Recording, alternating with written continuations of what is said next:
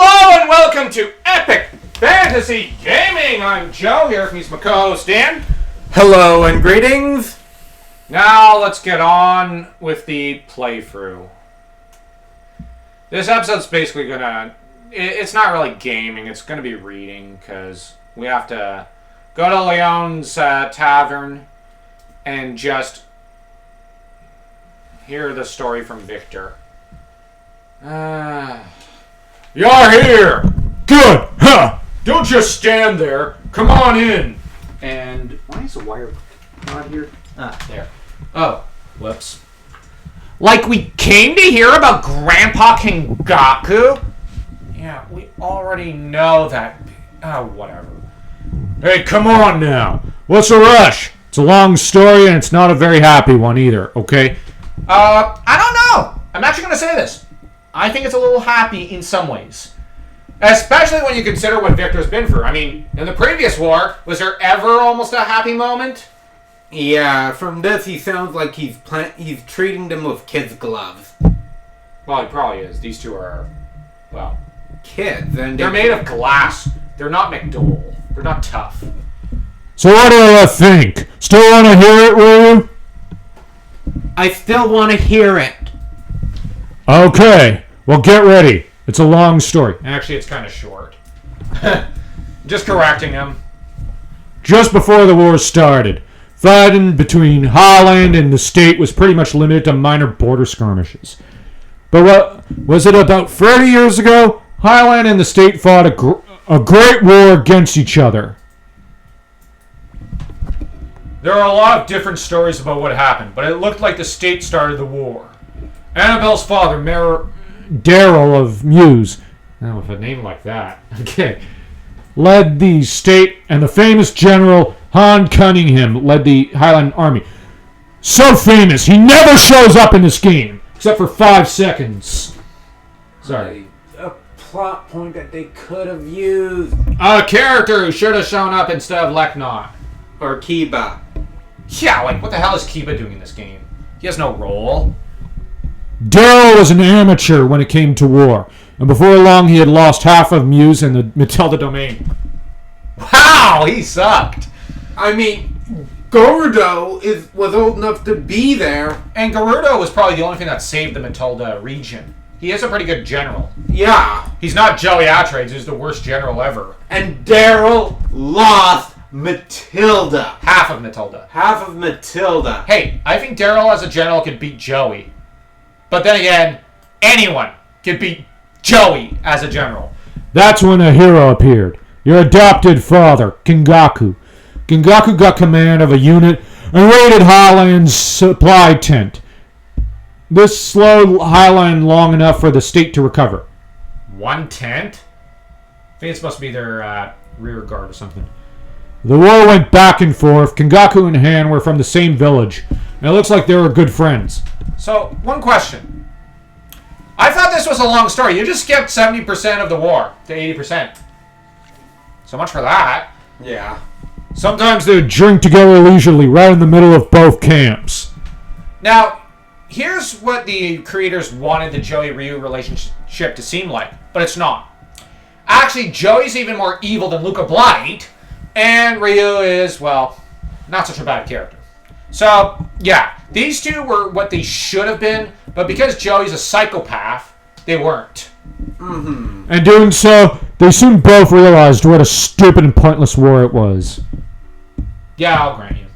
Yeah, because... And apparently, Ager's Blight was on board with actually wanting peace because he's a good guy. Mm. But his punishment for being a good guy was the rape of his wife in front of his son, because Daryl's a psychopath, too. Well, he's a man who was just shy of being Joey Atreides and Luca Blight. Mm-hmm. And so Genkaku and Han worked together to make a peace treaty. The citizens of both countries were overjoyed. All except for one man.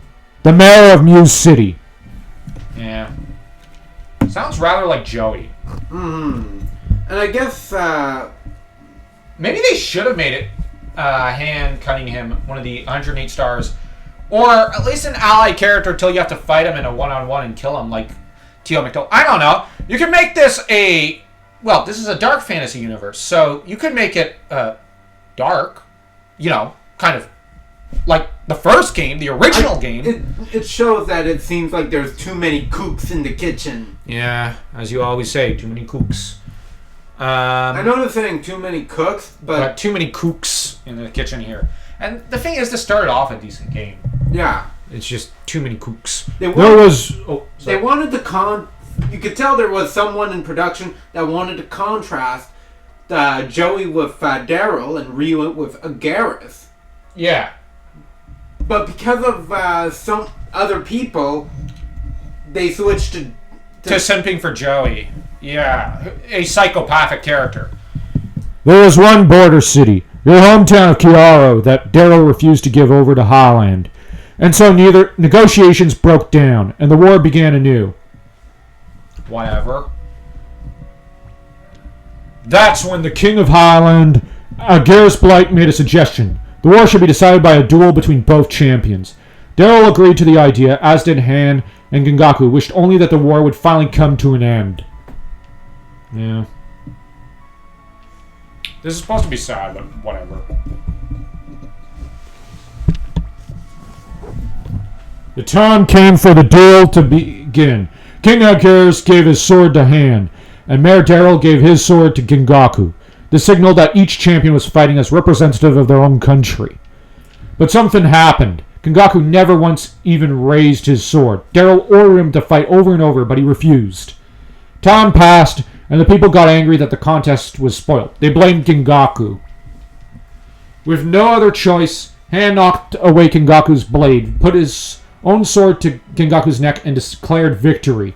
It wasn't even to the death. So this was actually a pretty civilized duel. The sort you'd never see in Scarlet Moon Empire. I'm joking there. Because Scarlet Moon Empire there, it's like, duel between father and son to decide the fate of the Empire. To the death. I mean... Because both father and son have the mentality... Why should we be sissies? Yeah. Jeez. No, I actually approve more of this. Genkaku and Han, I think that the game should have been about them instead. Maybe recount their war instead. Because that would have been a better story than this. Mm-hmm. That's how your own town of Kiara came to be Highland territory. I know it was on the island side of the border, and that the mountains were a border, and that this is a loophole in the whole lore, but screw that. Genkaku was called traitor and ordered into exile by Lord Daryl. He left without ever revealing his true reason for not fighting. Yeah, he had a good reason. Mm-hmm. He had ethics. And, he understood loyalty. Many years passed, Daryl left his job as mayor, and finally it was learned why Genkaku had refused to fight.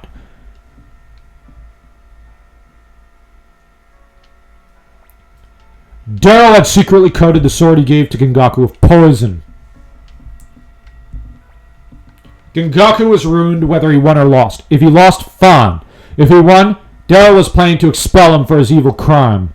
Genkaku detected the poison and couldn't bring himself to swing his sword. Probably the bright shield helped him detect it. Yeah. There's no other logical explanation. And so Genkaku's name was finally cleared, but Genkaku would never again return to the city-state. As for what happened after that, well, you know about that better than I do. Well, actually, you might know better than them, because Nanami seems to have the brain power of a gnat. And what... my point. Now, one has to bear in mind, Garrus apparently allowed Genkaku to live in peace in Kiaro, and Han helped provide funding for him to open up his dojo and make a living. Essentially, Han and Garrus paid for Genkaku's upkeep out of respect and, genuine friendship. Mm-hmm. And which provides a plot hole. I just have a question. How come Ryu never met the royal family members or any members of Han's family? Considering the three families would have basically been kin. So, this is a major plot hole. Yeah, I mean, sure, the entire matter of, the flashbacks, how Ryu was bullied as traitor's sons. Yeah, that makes sense. And the fact that... But would Highland actually like him? Yeah, I'm just commenting that it might have been after that his name was cleared, and it's everyone's like, oh. But at the same time, But at the same time, like, why... I mean, wouldn't Ryu have known Jilia and any of Han's family? Because, I mean, Ageras and Genkaku were tight with... Not Genkaku, but Han and Ageras were tight with Genkaku. They knew he was in Kiara. They liked him. Remember, Ageras agreed to the duel between champions, but it not being to the death. He respected and even liked Genkaku. I think he probably became friends with him. So, you know what the hell is going on with this story? It would undermine Joey. Oh, right. They're simping for him. I'm sorry, but they're simping worse for Joey than card captors did for Eli. Yeah. Eli, at least there was a plot that was going on that wasn't making Sakura. That wasn't... Like, he subverted the universe, but the problem is, Joey, there was already one established game that was a success. Card Captors had a season that was halfway a success. So Eli brought down a halfway decent show. Suikoden II's Joey brought down a successful sequel to, well, what should have been a more successful sequel to a masterpiece. So that this game is not a masterpiece because of Joey. And you know what? The first game is always going to be a masterpiece, and maybe it should have been a standalone. Yeah. Because this game has its good moments, but man, is it a pauper compared to the king that is the first game. All because of Joey.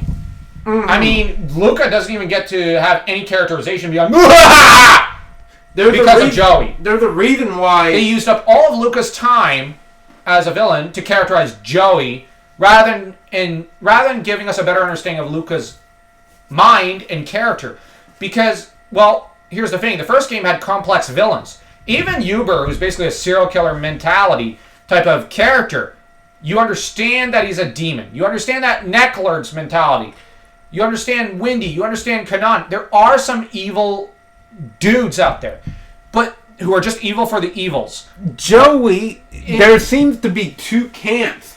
You either love him or you hate him. And I hate him as a character. He's just such a shitty character. Yeah, and at the end of the day, it gets into two camps. And that's the problem with this game. It wants you to split into two camps. When we should all be unified and going, yeah, Ryu's a great character. Yeah, this is a great game. But this is not a great game. Because Joey. And Luca just... Like, I'm just saying, some of that screen time could have been used to characterize Luca better. Because I don't mind him being Dr. Evil, sticking his pinky next to his mouth. But what about the fact that, oh yeah, you find out in pretty much the websites, he saw his mom get raped in front of him. That's only brought up with one line. But here's the thing. Maybe we should have had more moments where, maybe one or two other moments, maybe characterize his relationship with his sister a bit, because they didn't. Maybe characterize his relationship with his dad a little more.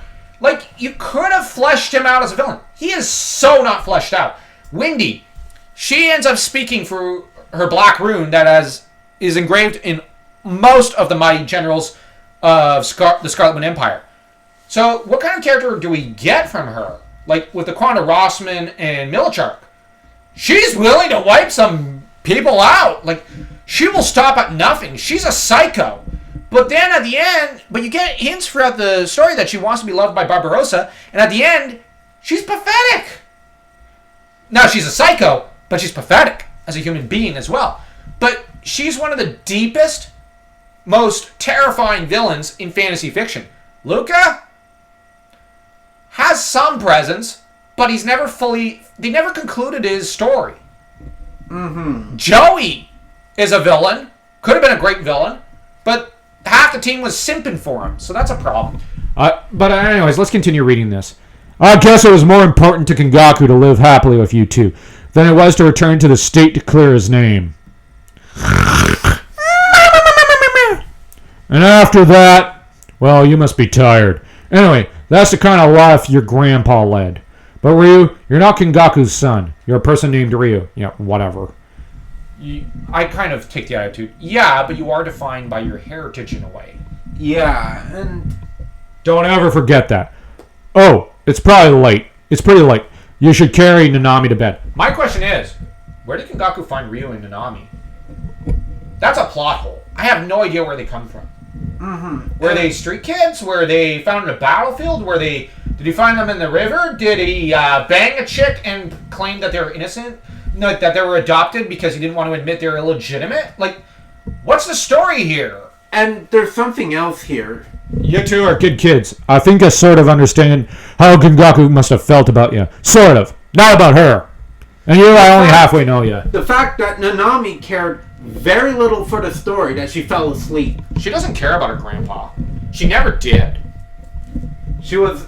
Good morning! Did you totally, sleep well? Oh, yeah. Gramps had a really tough life and was hated by everyone in one country. Hi! No, the hell is the matter with her? Shouldn't you at least have a moment of, hey, that story last night was something... No, she doesn't even comment about it. Well, I know she fell asleep within 5 freaking minutes of it, but, come on.